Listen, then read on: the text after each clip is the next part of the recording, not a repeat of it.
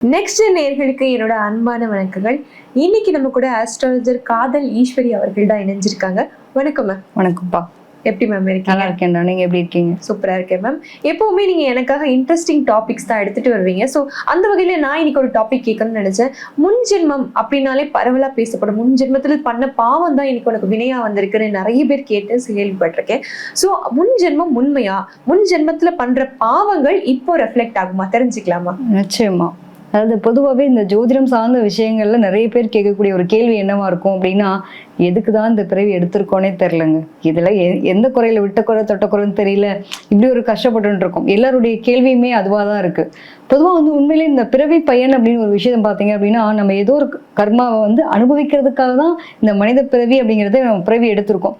நம்மவா கேட்டோம் நம்ம அம்மா அப்பா வயிற்றுல பிறக்கணும், நம்மவா கேட்டோம் இந்த உடம்பு வேணும்னு, எல்லாமே படைக்கப்பட்டிருக்கு. அப்ப நமக்கு முன்னாடியே எல்லாமே எழுதப்பட்டதான் இங்க நடக்கிறதுக்கான ஒரு சூழ்நிலை. ஸோ அப்ப இன்னார் அம்மா அப்பாவுக்கு இன்னார் குழந்தைகளா போய் பிறந்து இவங்களுடைய கர்ம வினையை அனுபவிக்கணும்ன்றது விதி. அதுலயும் பாத்தீங்க அப்படின்னா ஜோதிட சாஸ்திரத்தில் நிறைய விஷயங்கள் சொல்றாங்க. நம்ம நிறைய பித்திருக்கர்மா ஏகப்பட்ட கர்மா சொல்லுவோம். நாங்க ஜாதகம் எடுத்துட்டோம்னாக்க உன் ஜென்மத்துல பெண் சாபம் இருக்குங்க, உங்களுடைய முன்னோர்கள் சாபம் வந்து இந்த குடும்பத்துல இருக்கு, அதனால நீங்க அதுக்கான வரைமுறைகள் வந்து கரெக்டா பண்ணல, சாபங்கள்லாம் நிறைய இருக்கு அப்படின்னு நம்ம சொல்லுவோம் இல்லையா. நிறைய பேருக்கு குழந்தைங்களுக்கான விஷயங்கள்லாம் குழந்தை பிறப்பெல்லாம் ஒரு தடையா இருக்கும், அதுக்கு ஒரு தோஷம் இருக்கு அப்படின்ற மாதிரி நிறைய தோஷங்கள் சொல்லுவோம். இந்த தோஷங்கள்லாம் எதுல அடக்கம் அப்படின்னா இந்த கர்ம வினை பயனுக்குள்ளதான் அடக்கும். நம்ம ஏதோ ஒரு ஜென்மத்துல ஏதோ ஒருத்தவங்களுக்கு ஏதோ ஒன்று பண்ண போய் அதனுடைய தன்மை தான் இப்படின்றது மாதிரி. இன்னும் பாத்தீங்க அப்படின்னா சூரியன் எடுத்துட்டோம் அப்படின்னா நம்மளுடைய தகப்பனார் வழி கர்மம், சந்திரன் எடுத்துட்டோம் அப்படின்னா தாயார் வழி கர்மம், இதே வந்து புதன் அப்படின்னு எடுத்துக்கும் போது பாத்தீங்க அப்படின்னா நம்மளுடைய கூட பிறந்த சகோதரிகள் இருப்பாங்களே அதனுடைய கர்மா, சுக்கிரன் அப்படின்னா பெண்வழி கர்மா, இதே வந்து சனி அப்படின்னு எடுத்துட்டீங்கன்னாக்கா நமக்கான ஜென்மாந்திர தொடர்பினுடைய கர்மா, வேலை சம்பந்தப்பட்ட விஷயங்கள் நிறைய கர்மாக்கள் இருக்குல்ல அது மாதிரி, குருன்றது குரு சாபம், சாபத்தினுடைய கர்மா. ஸோ இது செவ்வாய் அப்படின்னு எடுத்துட்டிங்கன்னா உடன் பிறந்த சகோதரர்கள் நண்பர்களாக பழகக்கூடியவங்களுக்கு செய்யக்கூடிய துரோகங்கள். ஸோ இப்படி ஒரு சில கர்மக்களை ஃபுல்லாகவே இதுக்குள்ளே அடக்கலாம்ப்பா. கண்டிப்பா மேம். ஒரு ராசிக்காரங்களை வந்து வாழ்க்கை வச்சு செய்துன்னு சொன்னா இந்த ராசிக்காரர்கள் தான் சொல்லுவாங்க. ஏன்னா நம்மலாம் ஒரு இடத்துல இறங்கி போயிடும், சரி பரவாயில்ல விட்டு கொடுத்துடலாம், இல்ல கொஞ்சம் தானே அட்ஜஸ்ட் பண்ணி போயிடலாம் அப்படின்னு நினைப்போம். ஆனா இவங்கெல்லாம் வந்தோடனே எனக்கு வராத கோவமா நீதி வேணும், நியாயம் வேணும், நேர்மை வேணும்ன்ட்டு ஒரு பெரிய இதுவே வச்சிருப்பாங்க. ஸோ இந்த துலாம் ராசிக்காரர்கள் இவ்வளவு நேர்மையானவர்களா இருக்கிறதுக்கு பூர்வ ஜென்மம் காரணமா இருக்குமா? நிச்சயமாப்பா. உண்மையிலேயே பூர்வ ஜென்மத்தினுடைய தொடர்பு இல்லாம இவங்களுக்கு கிடையவே கிடையாது. காலச்சக்கரத்துக்கு 7ஆம் பாவகம், 7ஆம் பாவகம் அப்படின்னாலே வந்து முக்கியமான ஒரு பாவகமா சொல்லுவோம். களத்திரம் சார்ந்த விஷயங்களா இங்கேதான் சுக்கிரனோட வீடு. கிட்டத்தட்ட நீங்க சொன்ன மாதிரி கர்ம வினை பதிவு அப்படிங்கிறத கொடுக்கறது யார் அப்படின்னா சனி பகவான். ஸோ அப்பேற்பட்ட நீதி நேர்மை நியாயம் அப்படி ஒரு உள்ளம் இருந்தா மட்டும்தான் இவரே வந்து இங்க இந்த ராசியில உச்சமடைய முடியும், இல்லைன்னா முடியுமா? அப்ப எல்லாத்துக்கும் தண்டனை கரெக்டா கொடுக்குறவர் யார் அப்படின்னா சனி பகவான். ஸோ அப்ப அப்படிப்பட்ட ஆள் வந்து இங்க வந்து உச்சமடைகிறாரு அப்படின்னா அப்படிதான் இருப்பாங்க. இவங்களெல்லாம் வந்து இந்த முடியவே முடியாதுப்பா அப்படின்ற மாதிரி சில விஷயங்கள் அப்படிதான் அப்படின்ற மாதிரி கொண்டு போக முடியும்னு வச்சுக்கோங்களேன். ஸோ இவங்களுக்கு என்ன மாதிரியான கர்ம வினை பதிவு இருக்கும் அப்படின்னா இருக்கிறதுலே வந்து ஹைலைட்டான விஷயமே அந்த 5ஆம் பாவகத்துக்கு இருக்கக்கூடிய அதிபதியா இருக்கக்கூடிய சூரியன் நீச்சமாகக்கூடிய ராசியை வந்து பாத்தீங்க அப்படின்னா இவங்க ராசியில நீச்சம் அடைகிறார். அப்ப எதை இல்லையோ அதை நோக்கின ஒரு தேடல் இருந்துட்டே இருக்கு. இவங்களுக்கெல்லாம் பாத்தீங்க அப்படின்னா சுயமரியாதை கௌரவத்தை ரொம்ப தேடுவாங்க. அது ரொம்ப முக்கியம்னு எதிர்பார்ப்பாங்க. எதுனாலும் மூஞ்சுக்கு நேரம் பேசிட்டு அப்படின்றது மாதிரி பட்டுன்னு வந்து பேசிட்டாலும் அவ்வளவுதான். நியாயம்னா நியாயம் தான். நீ வந்து நீ என் பிள்ளையா வேணா இருந்துட்டு போ, அதுக்காக நீ வந்து தப்பு செஞ்சா தப்பு தான். ஒரு பிள்ளைக்கு நீ துரோகம் பண்ணிட்டு நீ நல்லா இருக்கணும்னு அவசியம் கிடையாது, அப்படிப்பட்ட பிள்ளை நானே நிராகரிக்கிறேன் அப்படின்ற அளவுக்கு பேசக்கூடியவங்களா தான் இருப்பாங்க. யார் அப்படின்னா துலாத்துல பிறந்தவங்க. ஸோ இவங்களுக்கு சூரியன் அப்படின்றது நீச்சமானதுனால தகப்பன் வழி கர்மா அப்படிங்கிற ஒரு தன்மை இருந்திருக்கும், கண்டிப்பா இருக்கும். என்னன்னா அது அப்பா ஒண்ணு, எங்க அப்பா வந்து எனக்கு இருக்காருங்க, எங்க அப்பா மேல எனக்கு ரொம்ப பிடிக்குங்க, ஆனா அந்த பாசத்தை அவர் வெளிப்படுத்தவே இல்லை, எனக்கு ரொம்ப பிடிக்கும் ஆனா அந்த அன்பு கிடைக்கவே இல்லை அப்படிங்கிற ஒரு ஏக்கத்தோட இருக்கிறது நிறைய பேருக்கு. பாருங்களேன், துலாத்துல பிறந்த எத்தனை பேர் கேளுங்க. உன்னே எங்க இருக்கிற வரைக்கும் ஃபர்ஸ்ட் என்னோட பிஃபோர் மேரேஜ் ஆஃப்டர் மேரேஜ் 2 விஷயமா பிரிச்சுக்கலாங்க. முன்னாடி ஃபுல்லா எங்க அப்பாவுடைய கௌரவம், எங்க அப்பாவுடைய எங்க குடும்பம் அப்படின்றதுக்காக என்னோட வாழ்க்கை தேவை.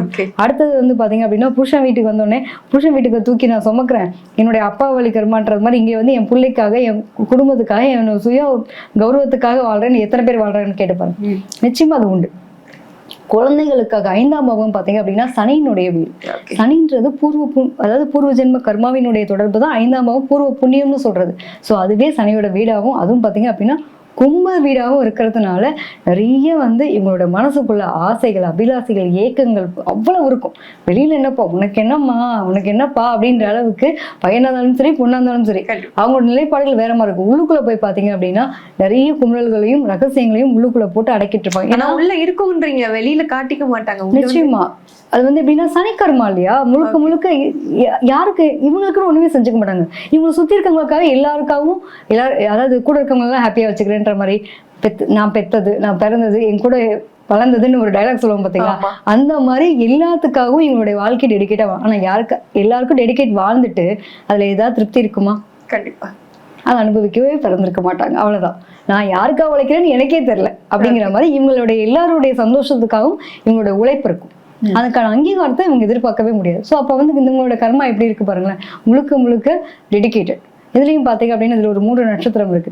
விசாக நட்சத்திரம், அதே மாதிரி ராகுனுடைய சுவாதி நட்சத்திரம், அதே மாதிரி இவங்களுக்கு வந்து விசாக நட்சத்திரம், சுவாதி நட்சத்திரம், அடுத்து வந்து சித்திரை நட்சத்திரம். இந்த 3 நட்சத்திரங்களுடைய கர்ம வினை பதிவு அப்படிங்கிறது இவங்களுக்கு தொடர்ந்து வந்துட்டே இருக்கும். அதுவும் பார்த்தீங்கன்னா ராகுனுடைய நட்சத்திரம் சுவாதிலாம் எடுத்துக்கோங்களேன், அது காற்று ஆல்ரெடி வந்து பிரம்மாண்டம், எதை செஞ்சாலும் பிரம்மாண்டமா செய்யறேன் அப்படிங்கிற தன்மை இருக்கும். இங்கேயும் நிஜமாகாது. என்னதான் நீங்க போய் தங்கமா தாங்கினாலும் உங்களுடைய நிலை யாருக்காவது புரிய போறதா?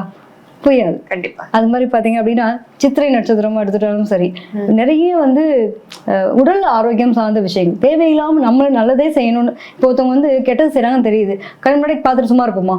கண்டிப்பா. தட்டி கேட்பாங்களா? அப்ப வம்பு வழக்கு பஞ்சாயத்துன்னு போகாம இவங்களால இருக்கவே முடியாது. ஏதோ ஒரு வகையில ஒரு தேவையில்லாத கெட்ட பேரையோ அல்லது ஒரு அவமானத்தையோ எல்லாருக்கும் நல்லவங்களா செஞ்சா கூட அவமானம் அசிங்கம் அந்த குடும்பத்தார்களாலே நிராகரிக்கப்படுவாங்க.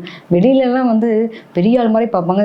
சொல்லாத்தவ வீட்டுல இருக்கவங்க யாருமே வந்து அதெல்லாம் ஒரு ஆளா அப்படின்ற மாதிரி ரொம்ப வந்து யதார்த்தமா பார்க்கக்கூடிய தன்மையும் இவங்களுக்கு இருக்கும். முழுக்க முழுக்க அந்த அப்பாவினுடைய பாசம் ஏக்கம் இதுக்காக ஏங்குவாங்க. அது கிடைக்கவே கிடைக்காது.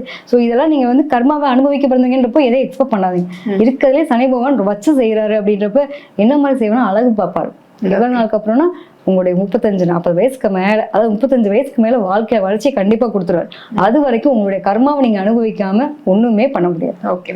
ஒரு சில துலாம் ராசினியர்கள் பார்த்துட்டு ஒரு 70 வயசு ஆயிருக்கும், இல்ல 60 வயசு ஆயிருக்கும், எனக்கு அது வரைக்குமே கஷ்டம் இருக்கு அப்படின்னா இது ஜென்ம வழியா தொடர்ந்து வர பாவங்களா இருக்கலாமா? நிச்சயமா. அதாவது நம்மளுடைய கர்ம வினை அனுபவிக்காம நம்ம போகவே மாட்டோம் இல்லையா. நம்மளுடைய வினை பயன்கள் அப்படின்றது முடியுது வரைக்கும் எங்களுடைய கர்மா தொடர்ந்து தான் இருக்கும். ஸோ நம்மளோட என்னைக்கு வந்து நம்மளுடைய எண்ட் ஆஃப் த டே அப்படின்னு நம்ம அனுபவிக்கிறோமோ அன்னைக்கு தான் நம்மளோட கர்ம வினை அகலக்கூடிய தன்மை.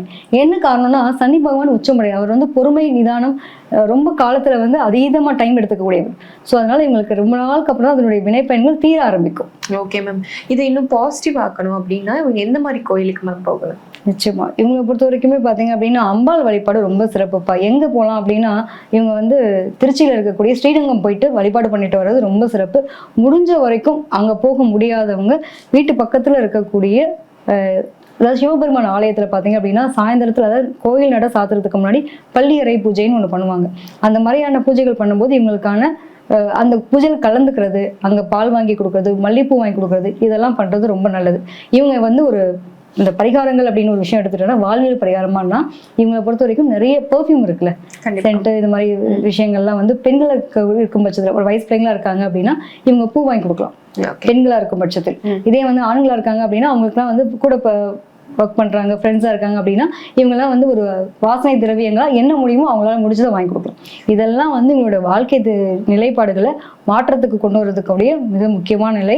ஒண்ணு பெரியவங்கள மதிக்க கத்துக்கோங்க. அப்பா வயசுல இருக்க எல்லாரையுமே அப்பான்னு இந்த ஒரு மரியாதையோடய அவங்க கஷ்டப்படுறாங்க அப்படின்னா ஒரு ஹெல்பிங் மைண்டடோ இவங்க இருந்தாங்கனாலே போதுமானது. கண்டிப்பா மேம் சொன்ன மாதிரி நீங்களும் ஆமாப்பா நானும் அடுத்தவங்களுக்காக தான் இத்தனை நாள் வாழ்ந்துட்டு இருக்க துலாமா இருந்தா மறக்காம கமெண்ட் பண்ணிருங்க, நானும் தெரிஞ்சுக்கிறேன். நன்றி மேம். நன்றி.